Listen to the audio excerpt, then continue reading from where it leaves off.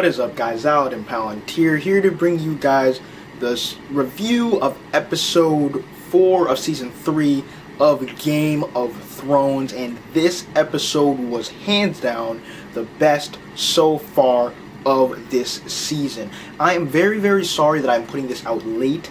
Again, I was really busy Sunday night, Monday, and today I was busy too, so I kind of had to wait longer. But now I finally get a chance to put this out, and I can give my all in this review. So I'm kind of mad that I had to wait to put it out, but I hope you guys watch it. And I'm happy that I can at least give my all now that I'm done with all the work I have to do. I'm so relieved right now. Anyways, let's get right into the review, guys. First of all, at the start of the episode, Brienne and Jamie. Wow.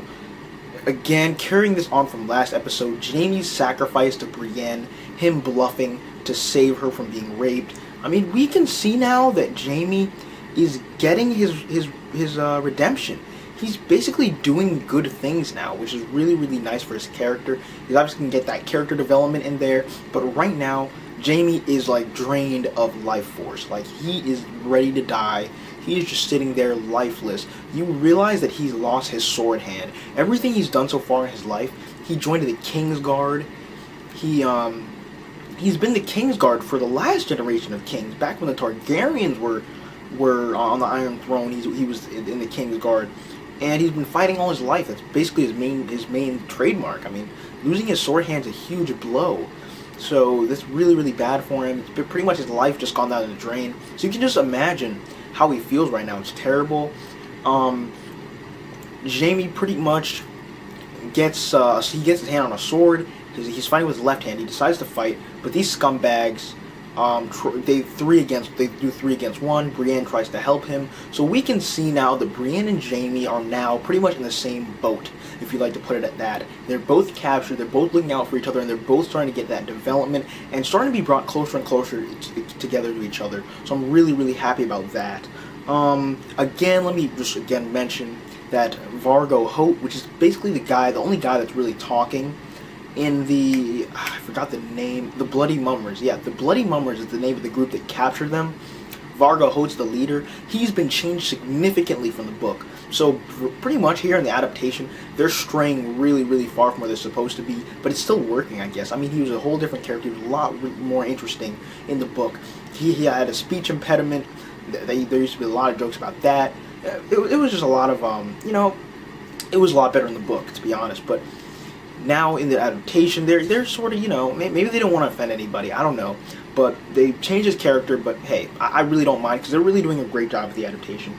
Next scene, the scene with Tyrion and Varys. I really don't want to go too deeply into this, but basically Tyrion is kind of looking at himself and seeing what he wants, what his desire is. He needs to catch the criminal that wronged him on on the Blackwater, and get revenge. That's basically his goal. And Varys tells the story of how he was cut as a child, for the sorcerer, and he basically shows us that he has the guy that cut off his dick in a fucking cellar. And this is good. We're seeing pretty much Tyrion get a sense of direction of where he wants to go, and simultaneously we're seeing a bit of Varys' backstory, which is a really interesting character, in my opinion. I like Varys. He's pretty much probably one of the smartest in this series. We go on to Craster. Oh my gosh. The scene at Craster's was unbelievable.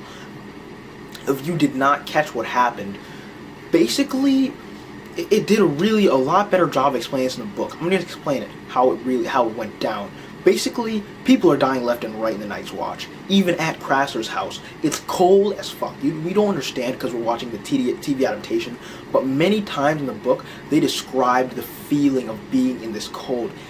The north of the wall, where the wildlings and the White Walkers are, and the Night's Watch is, it's unbelievably cold. I mean, basically, it's so cold, it gets warm. It's warm. Basically, before you die, you feel an immense warmth. You feel like you're being, I think the analogy was bathed in a pool of hot milk. I mean, warm milk. It was crazy explanation of the book. But basically, people are dying left and right. They're hungry. Basically, they can feel their stomachs closing in. They are on the verge of death. Every single one of these men is on the verge of death. So it kind of gives justification.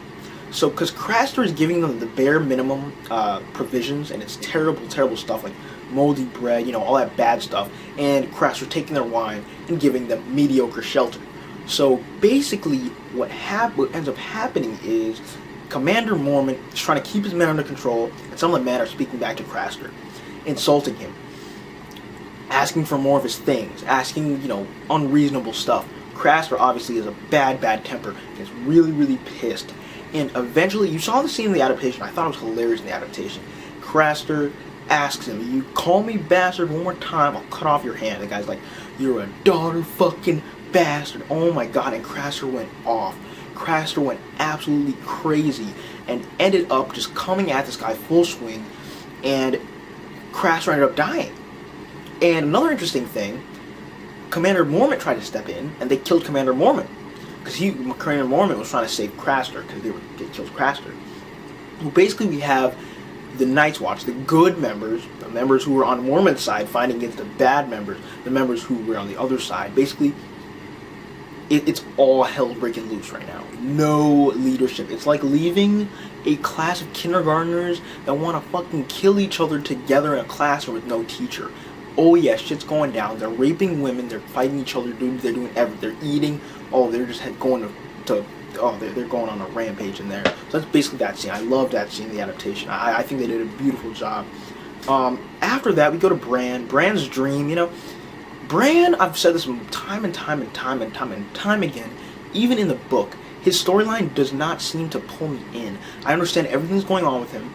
There are a few high points, of course, but those are in the book. They haven't come yet. There have been a few high points, but Bran's storyline, in all, does not really interest me too much yet. It's going to in the future. Oh, hell yes, it's going to. But as of now, not much. We go to the scene with the Queen of Thorns, Marjorie, Joffrey, and Cersei. Basically, they're walking through Castle Black.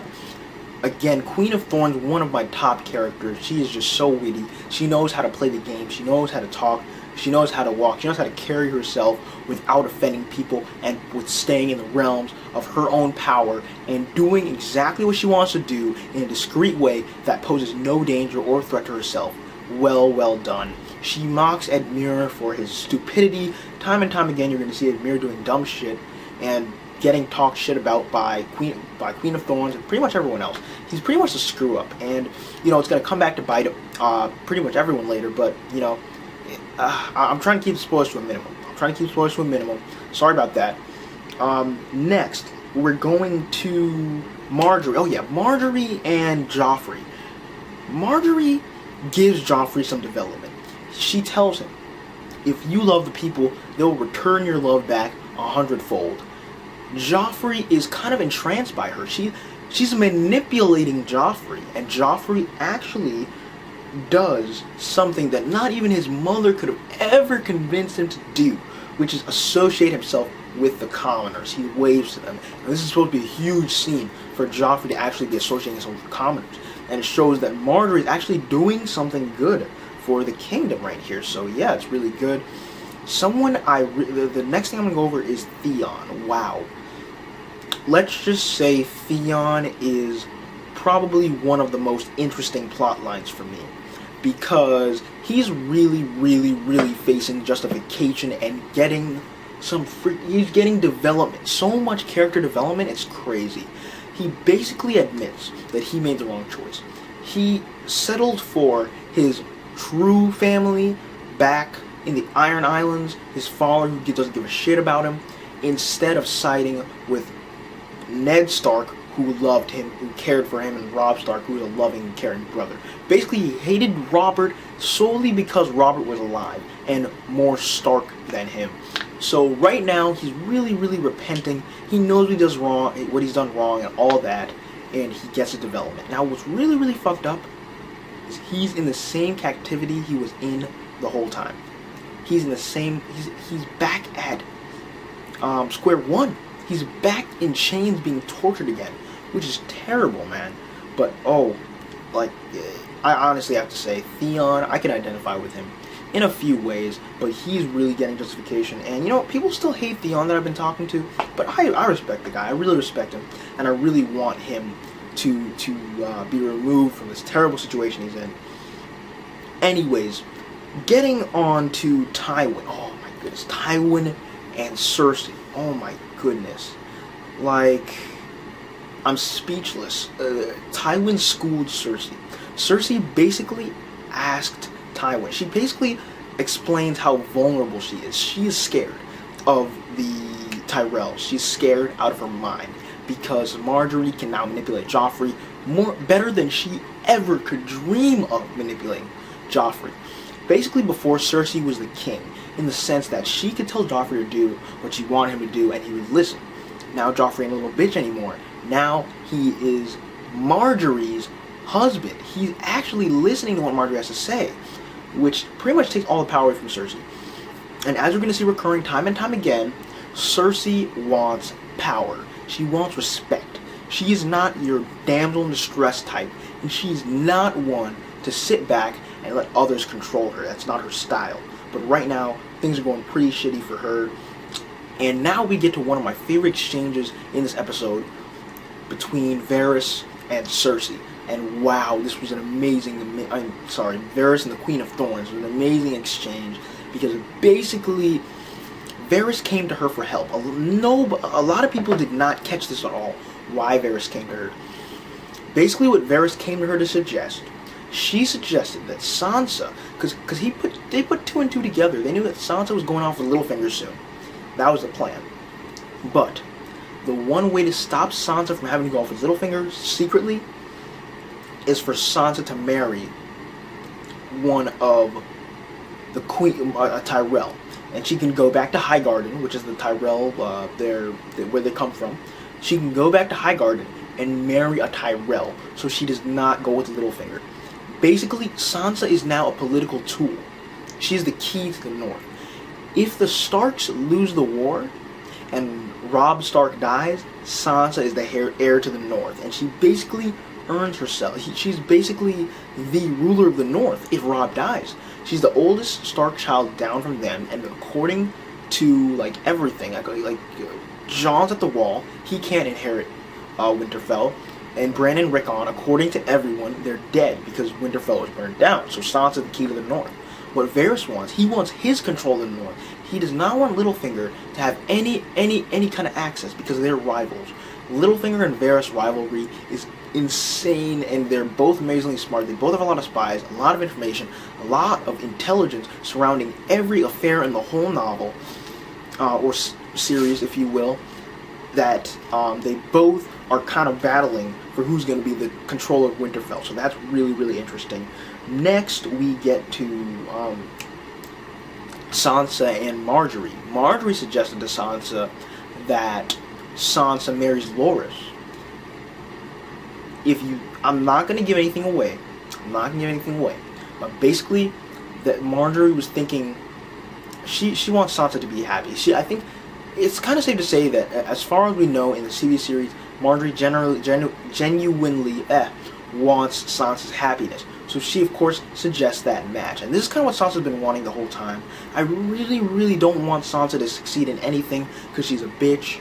And it took her until Joffrey killed her father to realize Joffrey was a bad person. And she's very, very superficial. And she is a damsel in distress. And she does stupid things. I just don't like Sansa at all. So I really don't want her to be happy. But at this point, things are looking good for Sansa. Now, Arya and Daenerys. These are the last two I'm going to go over.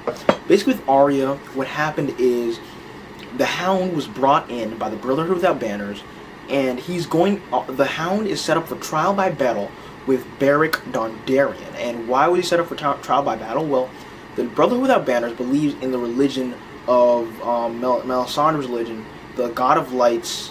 What the hell is this guy's name? The God of Light. Oh my God. R'hllor, yes, R'hllor, whatever. They believe in that religion, and this religion, you're not going to kill someone like that. They want to do a trial by battle to see if the Hound is innocent or not, because they actually believe in him. And basically what people fail to realize about this scene, the Hound is not a bad person. He's really, really not a bad person. He has been serving loyally to who he's supposed to have been serving. Other than that, he has not done anything he was not supposed to do. Although there are rumors floating around about him, he's not a bad person. And you were supposed to catch that from the scene. The book did a much better job at explaining this. The adaptation, there are a lot of things they just expect you to catch on to, which is why I suggest everyone reads the books. Read the books, please. You'll understand everything a lot better, and it will be a lot more enjoyable, in my personal opinion. Other than that, because that trial by battle is going to happen next episode, the last thing is Daenerys. Oh my goodness, this Daenerys has this shit down packed. She was the only one that knew her plan. She had a plan the whole damn time about what she was going to do. She gave the dragon to the master for the army. She basically completed the transaction. She was given the whip. She's been understanding what this guy's been saying the whole damn time, and he thought she could not understand, because basically the Targaryens are old Valyrians. They're descendants of Valyria, so they do have affinity and understand the language, and she was probably taught as a child as well. So that explains how she was able to understand him. But other than that, Daenerys gives him the dragon, tells the dragon to burn her, and tells the army of slaves, Unsullied, to attack, kill all the masters, everyone with a whip. Every slave owner dies. The city is now liberated. All the slaves are freed in the whole city. And that was basically what Daenerys did. And that scene was just like, oh my god. They had so many nice scenes this episode. It was amazing. It was truly amazing. And I'm really, really happy that we could have seen these nice scenes. I mean, it was a great episode, to be honest. I mean, they did stray from the book on a few things, but, you know, in the end, you know, it's not too bad. And, you know, I can always explain to you guys how it was supposed to go down if something did happen differently. It was hard to understand, so that's why you're watching this anyways. Anyways, guys, go ahead and like, comment, subscribe. Tell me what you thought about this. And I've decided, someone actually suggested it to me, that I do the book reviews, chapter reviews from the Game of Thrones book in the off season, and that's what I'm going to do. So basically, starting when the season ends, I'm going to be starting at book 4. No, I'm going to be starting at book 3. I don't know which book I'm going to start at yet. I might start at book 1, actually, or book 2, or book 3, or book 4. I don't know yet. But I'm going to be doing basically reviews for each chapter in the whole Game of Thrones series, or wherever I start from onto the end. That's what I'll try to be doing. Anyways, guys, go ahead and like, comment, subscribe. Tell me what you thought about this review, about the episode. Saladin Palantir. I will see you later. Peace out.